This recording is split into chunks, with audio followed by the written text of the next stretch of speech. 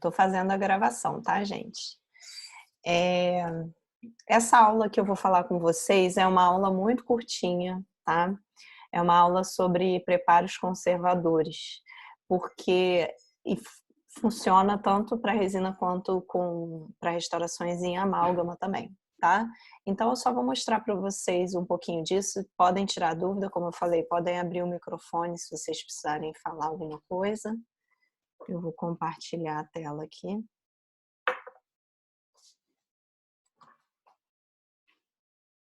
Vocês estão vendo, gente? Vocês estão conseguindo ver a tela? Vocês veem com a barra de bate-papo do lado, atrapalhando? Não, né? Então fica só comigo essa barra. Que eu acho que de repente dá para eu deixar o bate-papo aberto aqui pra gente poder ir conversando, tá?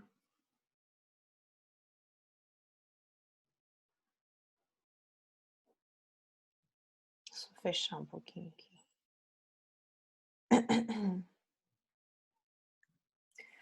Vamos lá então, gente. Então eu vou falar com vocês essa parte de preparos conservadores.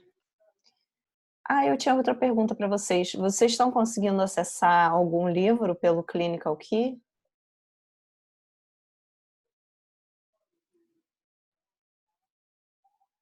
Ou estão com dificuldade?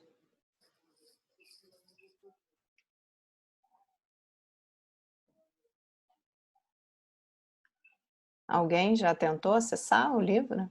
Tá, Amanda não consegue. Eu vou dar uma olhadinha então depois lá no... Tá. Mas vocês conseguem entrar no site? Porque eu acho que quando eu entro...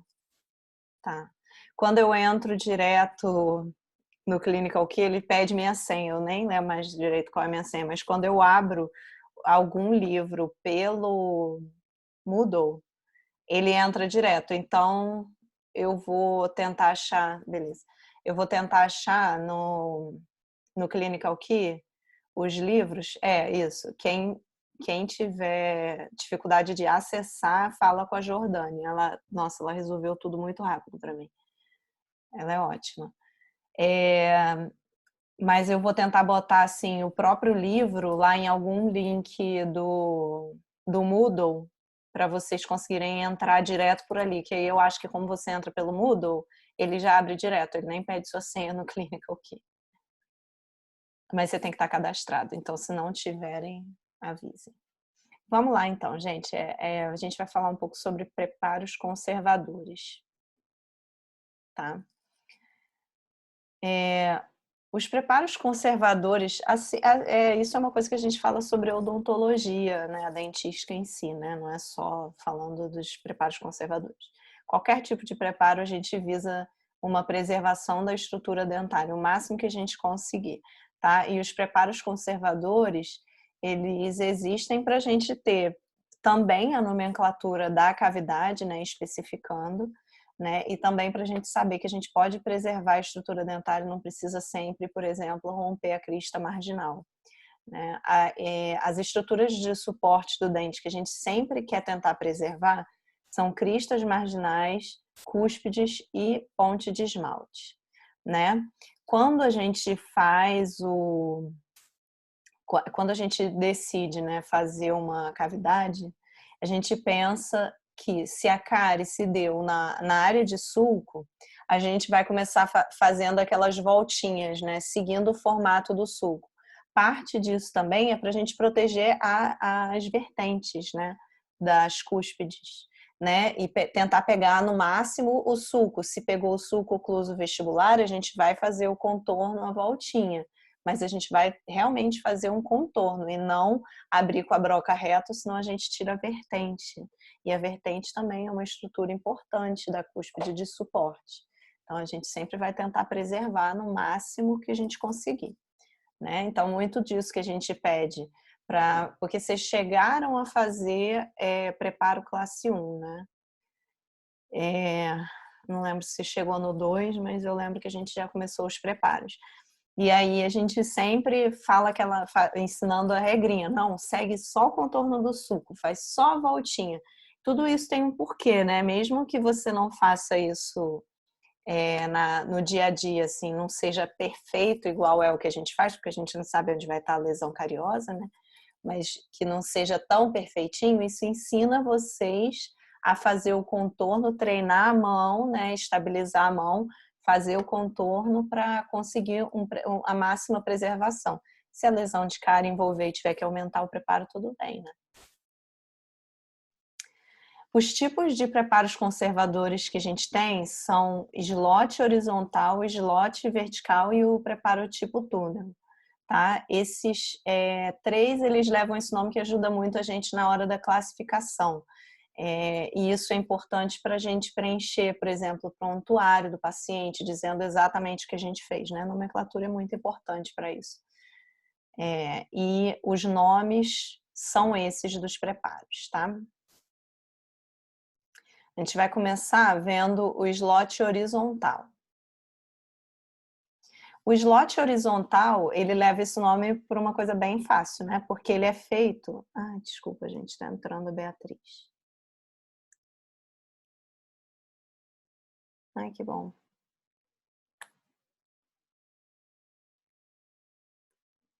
Foi.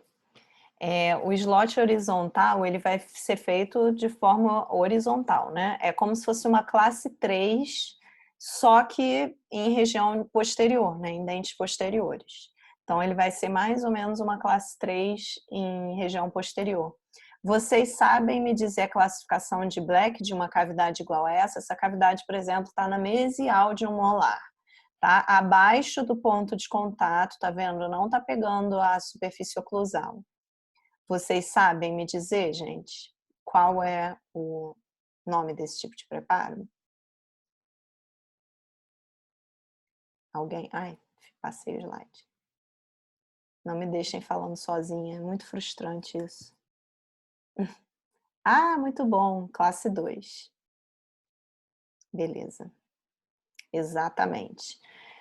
Como eu falei, ele parece uma classe 3, porque quando a gente fala de classe 3, está na proximal de dentes anteriores, né? E não afeta o ângulo incisal. E esse tipo de restauração, de cavidade, o slot horizontal, é abaixo do ponto de contato, também não vai afetar a crista marginal. É um tipo de preparo quando a gente tem uma lesão de cárie abaixo do ponto de contato e a gente quer preservar essa estrutura, né? E aí mas o nome dela é classe 2 de Black também, tá? Então é isso aí, classe 2 com preservação da crista marginal. No mínimo tem que ter 2 milímetros de espessura da crista, tá? Vocês veem quando eu mexo o mouse, gente?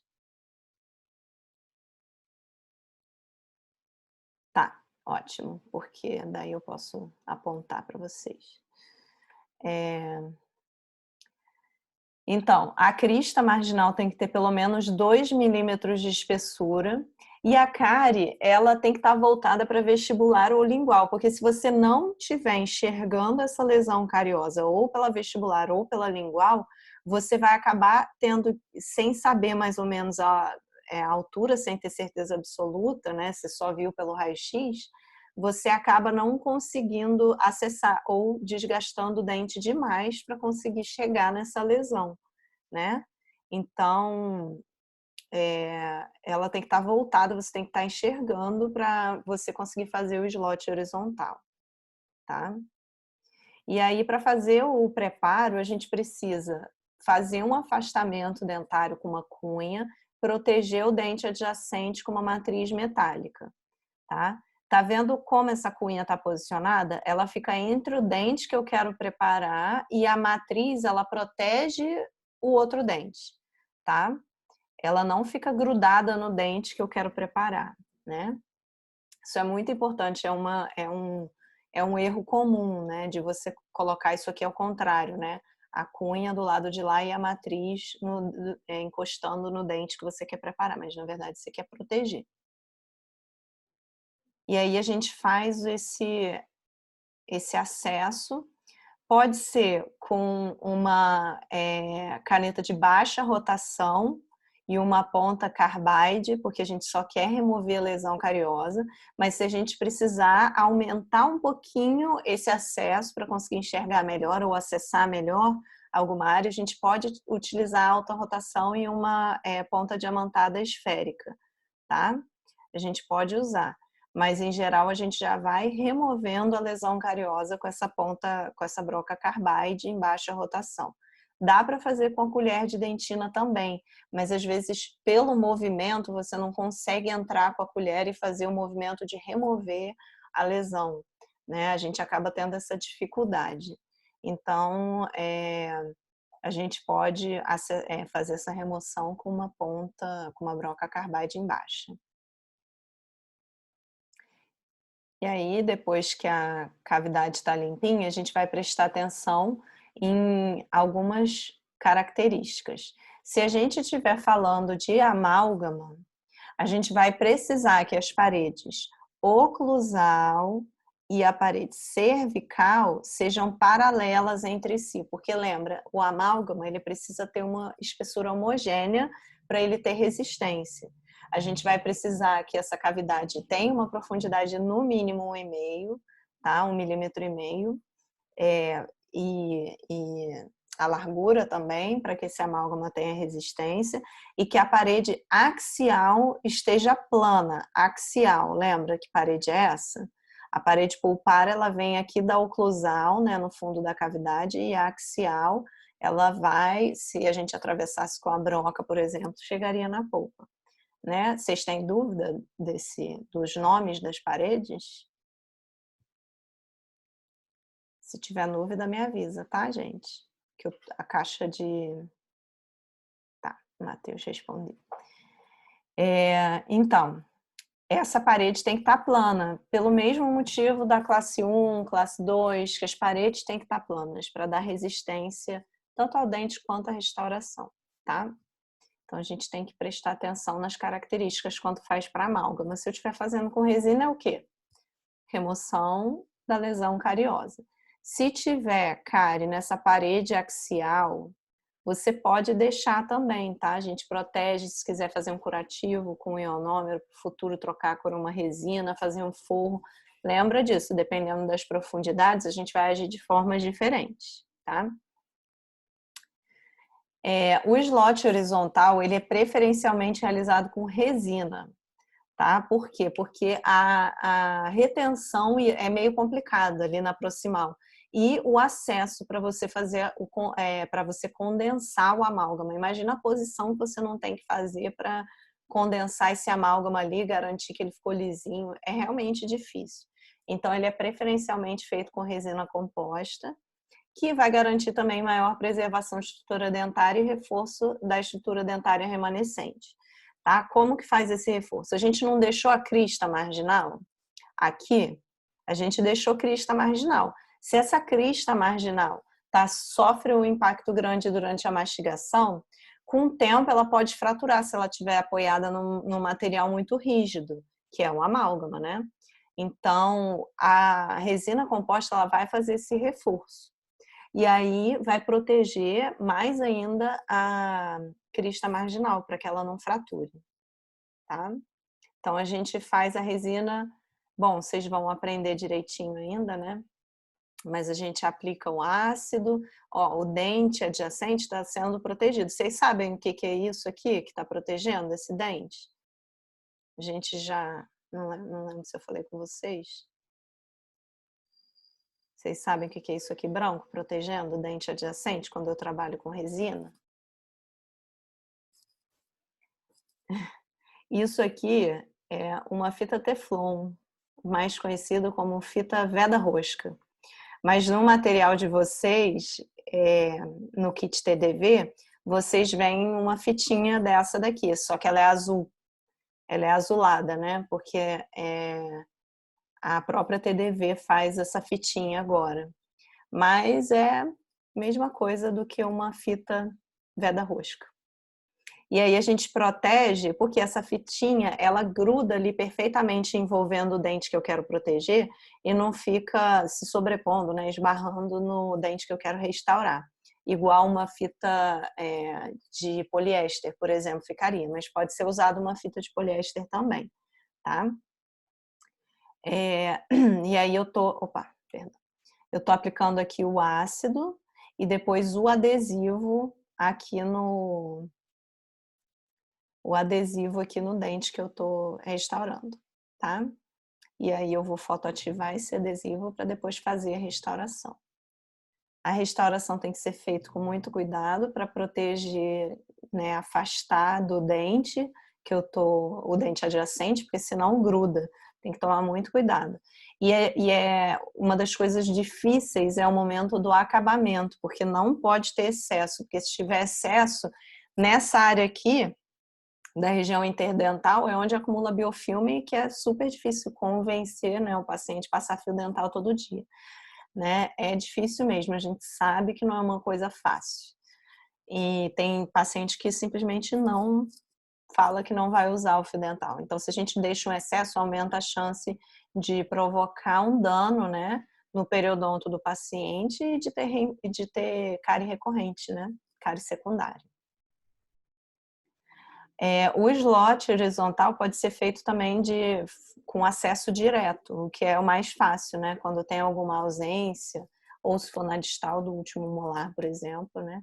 E aí é feito dessa forma, com acesso direto, que é a situação mais fácil que a gente pode ter para fazer o slot horizontal, né? Se não tiver nenhum dentinho do lado. Mas a gente tem que refazer as características anatômicas direitinho da proximal, tá? Sem deixar excesso, sem deixar subcontorno também, né? Como se fosse uma área bem côncava. Porque se esse paciente, por exemplo, aqui nesse caso, for fazer uma prótese, substituir esse dente, ele tem que estar, a restauração tem que estar bem adequada para conseguir esse ponto de contato proximal, tá? Alguma dúvida, gente, do slot horizontal?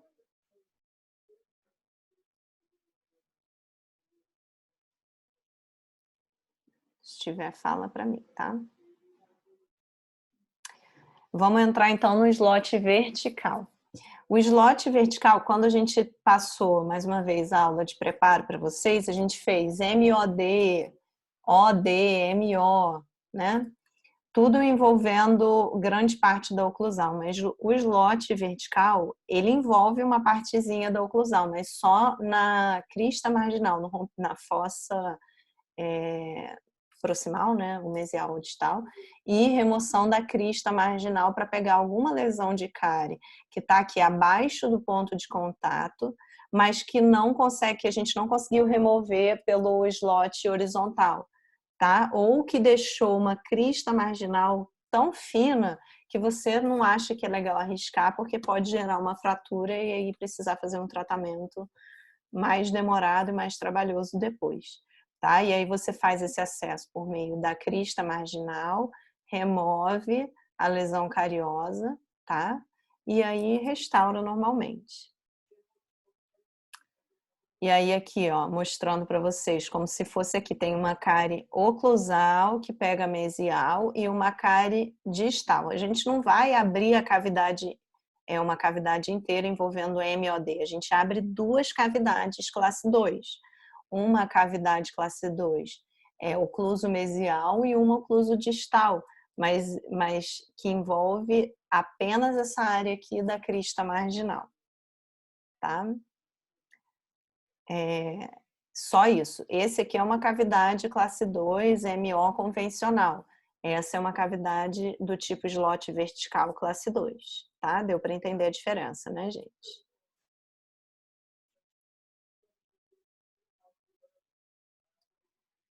Então, a gente abriria só aqui na proximal, sem envolver o oclusal. O oclusal seria, se tiver outro preparo para fazer, faria outro preparo, tá?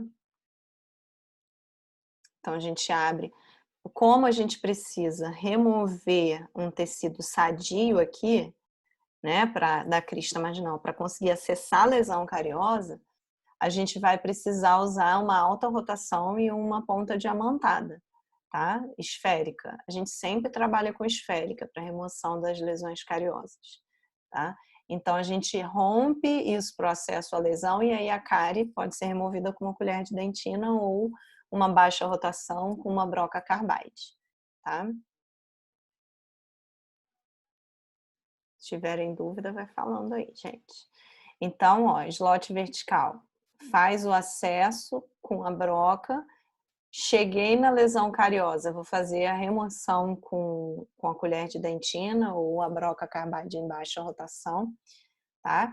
E se eu for fazer, se eu estiver trabalhando com amálgama, eu vou restaurar do mesmo jeito que, né, vocês vão restaurar do mesmo jeito que vocês aprenderam, fazendo a convergência das paredes vestibular e lingual para conseguir ter retenção do material, ângulos arredondados, ângulos internos, no caso, né, e o cavo superficial nítido.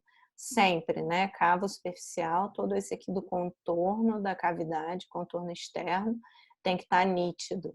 Ele não pode estar arredondado para não deixar uma quantidade muito fininha de restauração que vai acabar fraturando.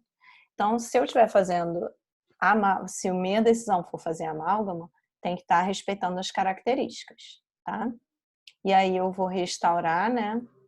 Como vocês já viram, coloco a matriz metálica envolvendo o dente que eu quero restaurar, diferente de quando eu estou preparando, né? Quando eu preparo a matriz metálica, ela fica coladinha no dente que eu quero proteger. Quando eu restauro, ela fica coladinha no dente que eu vou restaurar. E aí eu insiro essas cunhas de madeira, que vocês também, eu não me lembro se vocês já fizeram classe 2, mas já teriam usado, né? E eu vou fazer restauração, do mesmo jeito que vocês viram na videoaula do Rudá, tá? Tritura o amálgama, coloca ele no pote d'ápien, bonitinho, né? Pega com porta-amálgama, leva a cavidade aos poucos e vai condensando, tá? Os condensadores. Aí, dependendo do tipo de amálgama que a gente vai trabalhar, vocês vão condensar com os menores condensadores primeiro e depois os maiores. Ou com o maior condensador que couber na cavidade. Vocês lembram o tipo de amálgama que a gente usa que a gente precisa usar o menor condensador primeiro e depois os maiores nessa sequência? Pela aula do... Ah, tá, vocês não fizeram classe 2, né? Pela aula de restauração, vocês lembram? Isso, limalha ou o misto, tá? Se tiver limalha, ele vai permitir que a gente haja dessa forma, porque as partículas são tão irregulares que você precisa aplicar uma maior pressão para conseguir que que essas partículas estejam bem coladinhas umas nas outras. Então, você usa o menor condensador primeiro. Se você usar o de partículas esféricas, a fase única, que é só partículas esféricas, aí você tem que usar um condensador maior mesmo, tá? Que tem uma base maior, porque senão é igual a piscina de bolinha. Se você pula em pé na piscina de bolinha, você vai afundar e as bolinhas rolam para o lado. Mas se você cai deitada, você fica ali em cima, né? Então, pensando assim. Então, a gente usa para esférica o maior condensador que couber na cavidade primeiro, né, para fazer essa condensação. E se a gente usa limalha ou o misto, né, a fase dispersa, a gente usa os condensadores menores primeiro e depois vai aumentando de acordo com a quantidade que você já colocou da restauração. No final, você vai usar um condensador maior, tá? E que fase é essa aqui? Que etapa é essa aqui?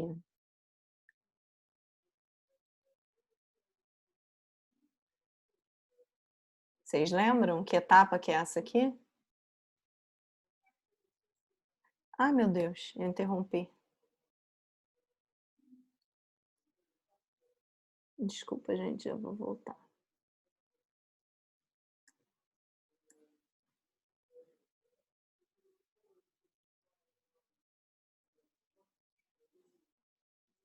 Aqui. Pronto.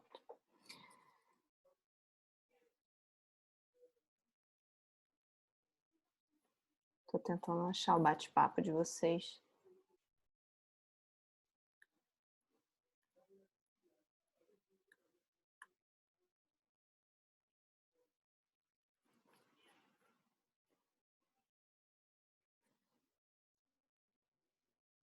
Achei.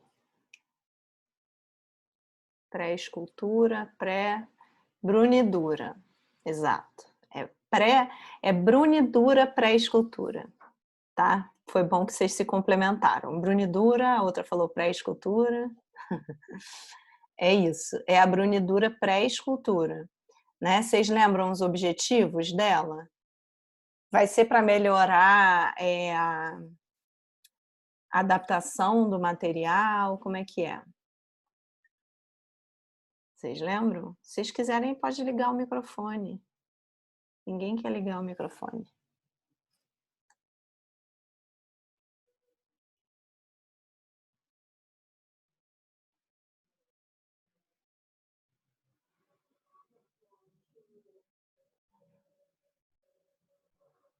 Vocês lembram a função? A brunidura pré-escultura, né, ela não vai compensar erros de condensação. Então, não adianta condensar e depois querer ajustar com essa brunidura, né? A gente usa a parte mais arredondada do... Isso vai ajudar a adaptar aqui nas margens, tá? Isso vai mesmo. Vai ajudar isso. Beleza, Amanda. Vai ajudar a adaptar um pouquinho nas margens, mas eu acho que você está falando mais da brunidura mesmo. A brunidura pré-escultura, você vai preparar, deixar esse ambiente, essa restauração mais lisinha, menos irregular, para você conseguir fazer a sua escultura, tá? Quando você faz você nem pode promover tanta pressão assim na restauração, tem que ser bem leve, tá? Encostando lá a restauração nas margens para garantir realmente que não tenha nenhuma falta de material, tá? Remover os excessos para já facilitar, né, a escultura da restauração.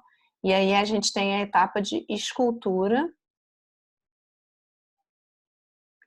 e aí depois a etapa de brunidura pós-escultura, tá? Aí você consegue, na escultura é onde você vai desenhar, né? Desenhar a sua restauração. E na brunidura pré-escultura você vai marcar um pouco melhor, você vai alisar um pouco mais, você não vai conseguir compensar acabamento e polimento, mas você vai facilitar o acabamento e polimento, que você já vai alisando essa superfície melhor, marcando os sulcos e empurrando, pressionando o seu brunidor em direção às paredes, melhorando a adaptação, tá? Tá? E aí a restauração no final, desse lado, na distal, o slot vertical concluído, e a restauração convencional MO, realizada na mesial, tá? Do primeiro molar. Então, basicamente, se eu tenho uma lesão cariosa, uma lesão cariosa abaixo do ponto de contato, que tem uma área de crista marginal com uma espessura maior do que 2 milímetros, eu consigo fazer esse tipo de preparo, que é o slot horizontal. Tá? Agora, se essa lesão ela pega mais o ponto de contato, se ela deixa uma espessura muito pequena da crista marginal, eu acho que realmente não vou conseguir fazer esse tipo de restauração. Ou se eu não tenho uma visão da vestibular ou da lingual, da palatina, que eu consiga fazer esse acesso, eu vou fazer o slot horizontal, tá? E aí eu tenho que entrar ali pela crista marginal mesmo. Tá? Vocês têm alguma dúvida desse, gente? Desses dois preparos, slot horizontal e vertical? Acho que não, né?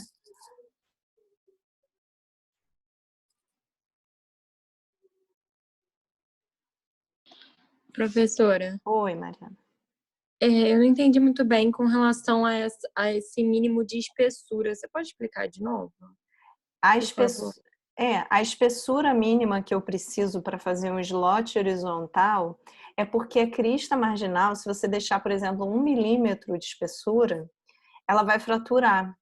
Então, mais ou menos tendo 2 milímetros de espessura, se essa cárie for embaixo do ponto de contato e essa crista marginal estiver bem espessa, eu posso ter uma confiança maior de que ela não vai fraturar, tá? Mas se ela for muito fininha, ela, mesmo com o reforço que a resina composta dá, o esmalte é muito friável, então acaba fraturando. Então eu preciso ter essa espessura de 2 milímetros para evitar que a crista marginal frature durante a mastigação. Eu te respondi?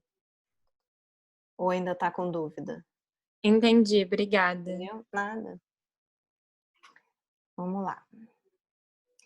O preparo tipo túnel é assim, é muito pouco feito. Na verdade, a gente ficou até feliz lá no AMB, porque teve um preparo que a gente conseguiu fazer, tipo túnel, e fazia um tempão que eu não fazia, porque realmente as condições têm que estar mais perfeitas. Oi, Lara, pode falar.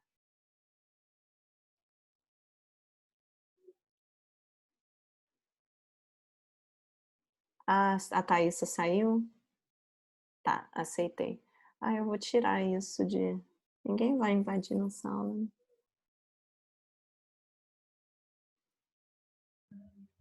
Pronto. Foi. O preparo do tipo túnel, como eu estava falando, tem que ter assim, as condições perfeitas para ele acontecer, tá? Nada, tá? Tem que ter as condições bem perfeitinhas para ele acontecer.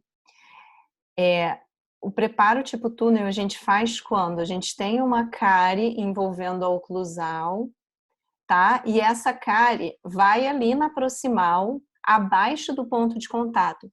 Só que tem um envolvimento tão pequeno que você consegue acessar e visualizar como se fosse um túnel protegendo a crista marginal, tá? Então, ali com a colher de dentina, tá vendo? A gente vai limpar essa área e a gente vai conseguir preservar essa crista marginal, tá? Ela parece essa cavidade, tá vendo lá no fundo, mas eu tenho uma espessura grande de crista marginal e aí eu consigo pensar em deixar essa crista, porque ela é uma estrutura de reforço, como a gente viu lá no início, né? E aí eu mantenho essa crista marginal e eu restauro ali embaixo, que seria embaixo do ponto de contato, tá? Mas realmente é uma dificuldade que a gente tem, tanto para visualizar, porque isso aqui vocês imaginam, tá numa câmera com uma lente macro, tirou uma fotografia, mas clinicamente a gente acaba precisando de lupa para conseguir enxergar, às vezes, para você ver. Se você conseguiu remover realmente a lesão cariosa da margem cervical, você não pode deixar cárie nessas margens externas, né?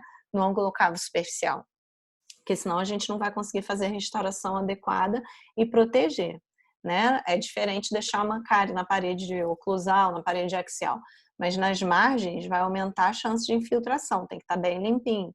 Então a gente tem que, para fazer esse preparo, a gente tem que estar de algum jeito visualizando bem para saber se não vai deixar nada faltando ali, né?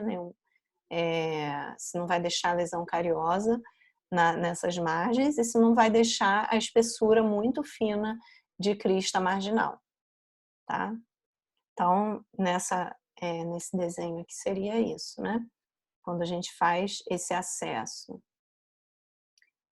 com a broca pela oclusal, e aí a broca entra e atravessa, e aí você consegue remover essa cárie que está abaixo do ponto de contato, preservando a crista marginal, tá?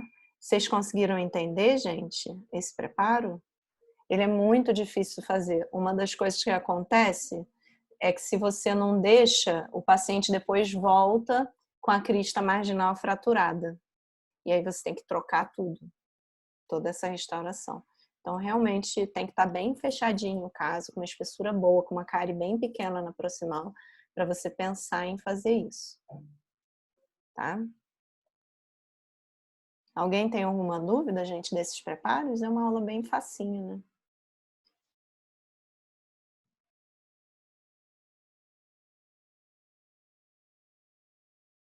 Era só isso, gente. Se quiserem, eu volto em alguma coisa, em algum slide, tá?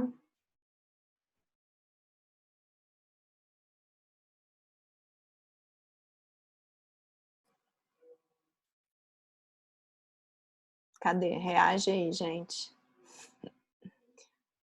Vocês têm dúvida? Ou tá tudo certo? Beleza, Amanda, beleza. Então, eu vou fechar aqui, tá? O compartilhamento. E a gravação.